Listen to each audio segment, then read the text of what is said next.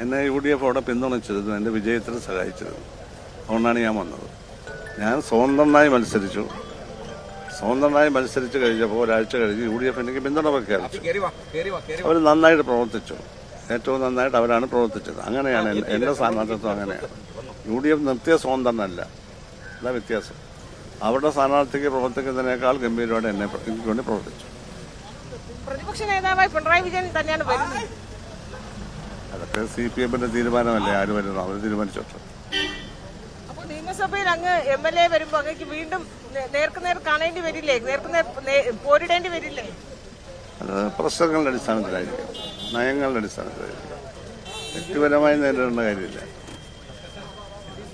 VD Satheesan സർക്കാരിന് എല്ലാ ആശംസകളും പ്രതീക്ഷയ്ക്ക് തീരാൻ കഴിയുമെന്ന് തന്നെയാണ് പ്രതീക്ഷിക്കുന്നത്. ഞാൻ ചീഫ് മിനിസ്റ്റർ നേരിട്ട് വിളിച്ച് ആശ്വാസം പറഞ്ഞു. അദ്ദേഹം എന്നെ വിളിച്ചിട്ട് നിർബന്ധമായിട്ട് വരണം, വൈഫുമായിട്ട് വരണം. അപ്പോൾ അവർക്ക് വരാൻ അസൗകര്യമായിരുന്നു.